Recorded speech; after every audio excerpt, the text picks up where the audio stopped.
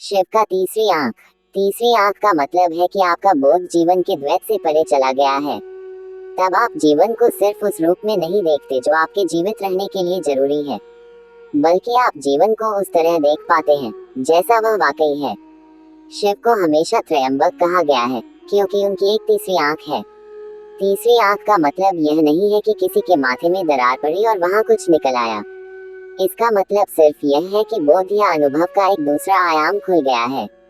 दो आंखें सिर्फ भौतिक चीजों को देख सकती हैं। अगर मैं अपना हाथ उन पर रख लूं, तो वे उसके परे नहीं देख पाएंगी। उनकी सीमा यही है। अगर तीसरी आंख खुल जाती है, तो इसका मतलब है कि बोध का एक दूसरा आयाम खुल जाता है जो कि भीतर की ओर देख सकता है। इस बोध से आप जीवन को बिल्कुल अलग ढंग से देख सकते हैं। इसके बाद दुनिया में जितनी चीजों का अनुभव किया जा सकता है, उनका अनुभव हो सकता है। आपके बोध के विकास के लिए सबसे अहम चीज यह है कि आपकी ऊर्जा को विकसित होना होगा और अपना स्तर ऊंचा करना होगा। योग की सारी प्रक्रिया यही है कि आपकी ऊर्जा को इस तरीके से विकसित किया जाए और सुधारा जाए कि आपका बोध बढ़े और तीसरी आंख खुल जाए।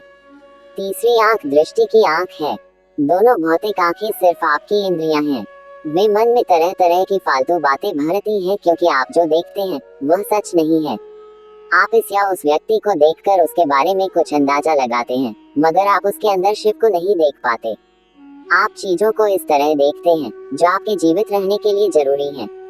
कोई दूसरा प्राणी उसे दूसरे तरीके से देखता है जो उसके जीवित रहने के लिए जरूरी है। इसीलिए हम इस दुनिया को माया कहते हैं।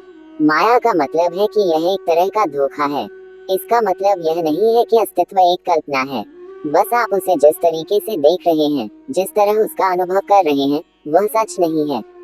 इसलिए एक और आंख को खोलना जरूरी है जो ज्यादा गहराई में देख सके।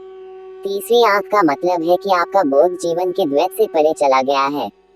तब आप जीवन को सिर्फ उस रूप में नहीं देखते जो आपके जीवित रहने के लिए जरूरी है, बल्कि आप जीवन को उस तरह देख पाते हैं जैसा वह वाकई है। हाल में ही एक वैज्ञानिक ने एक किताब लिखी है जिसमें बताया गया है कि इंसानी आंख किस सीमा तक भौतिक अस्तित्व को देख सकती है। उनका कहना है कि इंसानी आंख भौतिक अस्तित्व का सिर्फ 0.000001% देख सकती है। इसलिए अगर आप दो भौतिक आंखों से देखते हैं, तो आप वही देख सकते हैं जो सामने होता है। अगर आप तीसरी आंख से देखते हैं, तो आप वह देख सकते हैं जिसका सामने आना अभी बाकी है और जो सामने आ सकता है।